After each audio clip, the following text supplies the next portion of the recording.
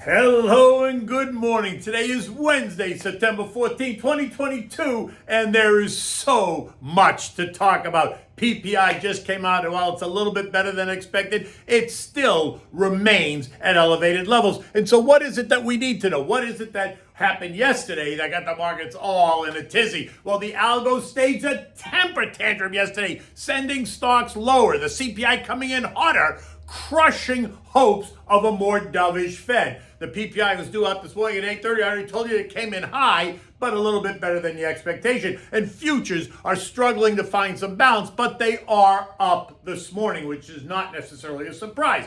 Oil holding steady, gold trading just a bit lower, but holding on to 1700, and treasuries are still inverted. And what do we have in dinner tonight? Well, considering we're going to make chicken soup because it's always good for your soul, and then we can have chicken salad as well. And so the storm hits. Stocks suffered their worst day in more than 2 years. But let's be clear, this was not historic by any stretch of the imagination. It was a temper tantrum. Historic would be a repeat of 1987 when we lost 22.5% of its value in 6 hours.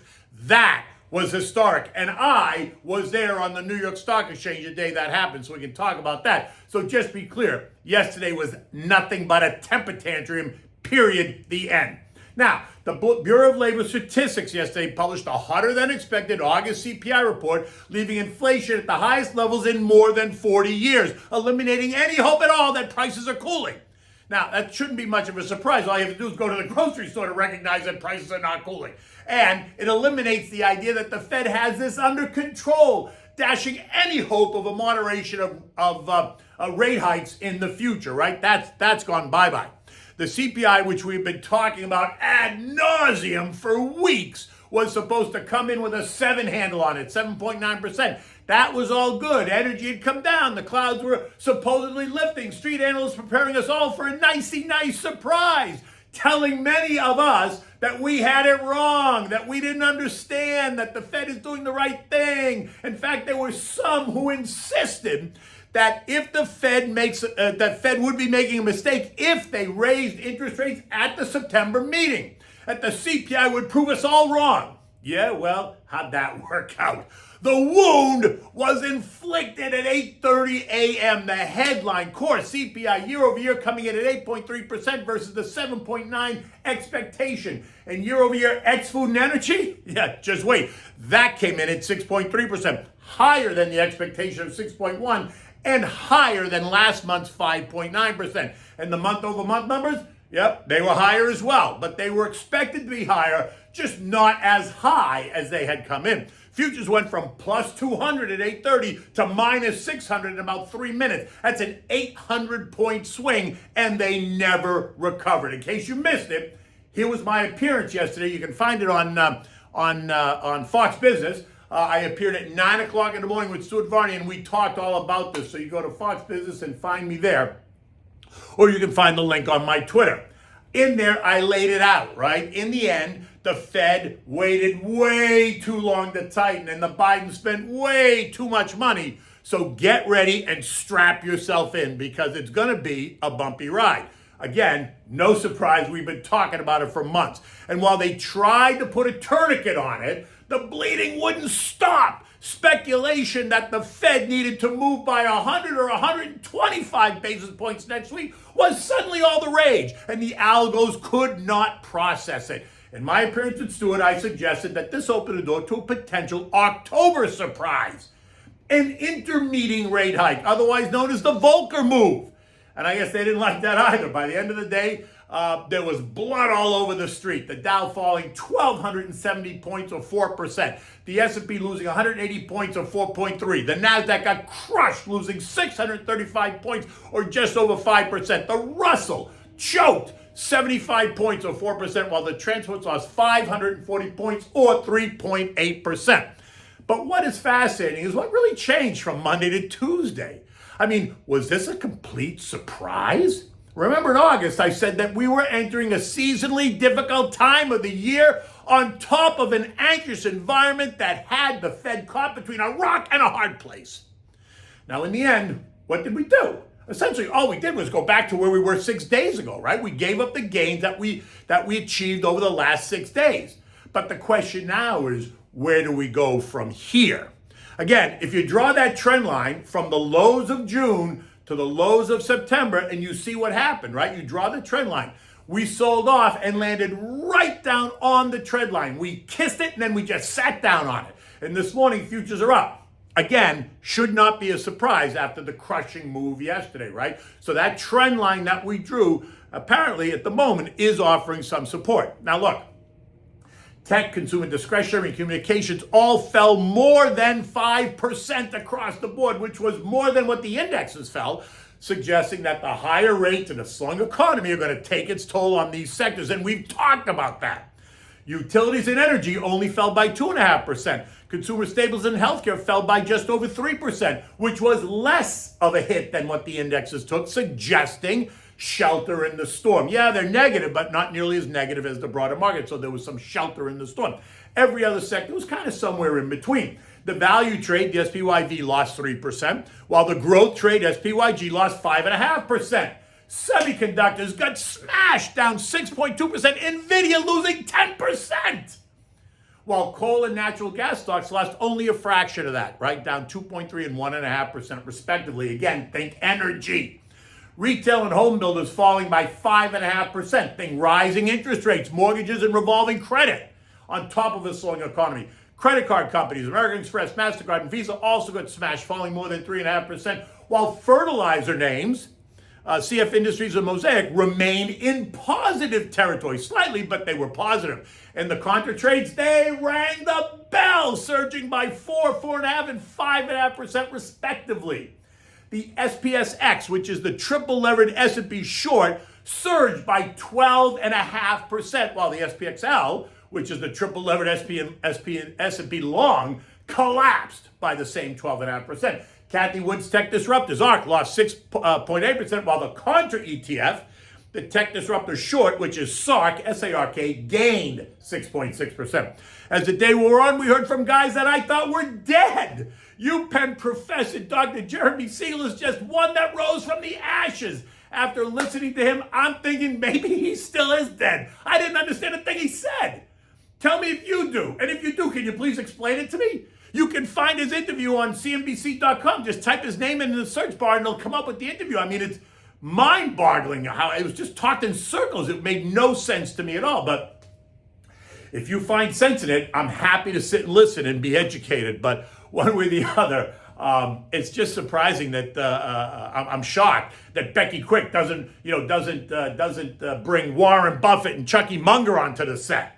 Maybe she'll do that today. In any event, it was a tough day for investors. Yet the resident of 1600 Pennsylvania Avenue was taking a victory lap, reminding us that his administration was making progress on rising prices and that the Inflation Reduction Bill was working and that the stock market does not represent the economy, so pay no attention to the stock market. In any event, it was all the hype that was created about this report that produced the overreaction. It was all about the expectations that the path of future rate hikes was limited, that 2022-2023 would not be a repeat of 1979-1982. Some street analysts telling us that this report increases the possibility of a recession if the Fed is forced to move more significantly. Let's be clear, it's no longer about the possibility of a recession. It's coming if it hasn't already begun. In fact, Kansas City Esther George said we're in for a deep one. And the idea of a soft landing can finally be put to bed, because after yesterday's reveal, it's getting more difficult for the Fed to even consider navigating anything considered soft. Now this morning, we're about to get hit again. At 8:30, we're due to get the PPI, the Producer Price Index, and I told you it already came out. That was expected to show inflationary pressures are not subsiding yet, and in fact, that's what it showed. Month-over-month demand was expected to be down 0.1%. Ex-food and energy expected to be up 0.3%. Year-over-year reads are expected to be 8.8. I think it actually came in at 8.7 and 7% respectively if you take out food and energy. And unless they're significantly different, I don't expect to see a repeat selling of yesterday. The other data point that we're going to get is mortgage apps. And if the pattern holds, we can expect continued weakness. This morning's 30-year fixed rate for someone with a 720 plus FICO score is 6.25%. That is up 119% in mortgage costs since January. The next bump in the road is going to be earnings, and you know me. I remain cautious about the coming earnings season, and I'm being patient, which doesn't mean I'm paralyzed. It just means I'm putting money to work in a handful of names that I believe are at the core of a long-term portfolio, and by the way, are a bit cheaper this morning. In any event, while we might ricochet higher today, I would not be surprised to see us test lower as we move into October. Remember, days like yesterday do create opportunities, which only means don't get sidelined. Don't take your eyes off the ball. Stay focused. Keep putting money away. Hold it in cash if you must. But get ready. Chaos creates opportunity. Remember, you'll never pick the absolute bottom, but you can stay in the game and continue to build for the future. That's the way to do it. This in and out stuff, it's one thing if you're a trading account, not for a long-term investment account. Oil is holding its own, up 20 cents at $87.50 a barrel, while gold remains under pressure in a sell everything mentality. It is, though, holding the all-important 1700 line, trading this morning at $1,715 an ounce. And do I need to remind you that the Treasury market remains inverted? Yeah, I didn't think I needed to do that. U.S. futures this morning are up, right? As we waited for the PPI report. Now the PPI report came up, so the futures have come in a little bit. The Dow is currently up 65 points, the S&P is up 10, the Nasdaq's up 45 points, and the Russell is up 9. Traders and investors are no longer betting that inflation is in decline. Now they're just hoping that it is peaking at current levels, and these will be the worst levels, right? That's what they're hoping, so it's going to remain up here. And that's ignited the debate about what's next. JJ has made it very clear that the Fed needs to see more evidence of a sustained slowdown in inflation before they change their tune. European markets are mixed, not having anywhere near the reaction that the U.S. suffered yesterday. The UK's down 0.7%, while Italy's up 0.7%. Everything else is somewhere in the middle. The S&P lost 180 points, or 4.3% yesterday, taking it back to the prior century, ending the day at 39.32, the lows of last week. I guess the idea that I thought we might test 4,200 by Thursday is no longer really part of the narrative. Watch the PPI this morning and then watch how investors, traders, and algos respond. I would not be chasing anything, right? If you have a ricochet, especially if you have a ricochet response today. Remember, we're in a seasonally difficult time. September and October remain volatile, and a test lower is still very much a reality. Big and boring names have never been more beautiful and they do offer shelter in the storm. And if you own good, solid U.S. mega cap names that are decent divvy payers, then just sit tight. Don't overreact. Take advantage of the weaker prices that will bring down your average cost. Sectors to be overweight, and we keep highlighting this as energy, healthcare, utilities, consumer staples all fit that bill, right? And energy can mean coal and natural gas, not just oil stocks, right? But remember, you have to balance that with where you are in the life cycle, right? Younger versus older, so more risk versus less risk, but that's your call. You have to kind of figure out how you feel about that. Okay, so we're having for dinner tonight. We're having chicken soup because it's really good when you have an upset stomach or you don't feel so hot. And considering the move yesterday, this is the perfect dish to calm your nerves. So this is a relatively simple soup to make. You need split chicken breasts and thighs with the skin on. You need a large onion, big large onion, carrots, celery, salt and pepper, a packet of chicken bouillon powder, and then you need certainly the water. You start by placing all the chicken pieces in a pot, cover it with water. Put it on the stove, turn the heat up high, bring it to a boil. While that's happening, chop the onions, the celery, the carrots, add that to the pot. Add 1 envelope of the chicken bouillon powder, that her box that you can buy, it's in the box. And then also season it with salt and pepper. Bring it to a boil. Then turn the heat down to medium low and let it simmer away for 2 hours. Now you're gonna have to keep adding water to the pot as it simmers away, bringing the water level back up to the original level.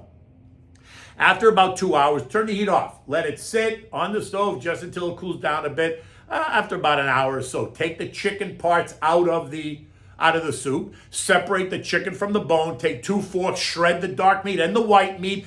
Add some of it back to the pot, saving some this way you can make homemade chicken salad, which is always delicious. You want to serve this in warm bowls when you're ready to eat it. Have plenty of fresh grated Parmigiana cheese on the table to add to the soup. And if you want to make it a little bit heartier, you can boil a half a box of Algo macaroni, leaving it a bit undercooked, and then add it to the soup. Remember, the macaroni grows and it sucks up the soup, so don't add too much macaroni because you'll have all macaroni and very little soup.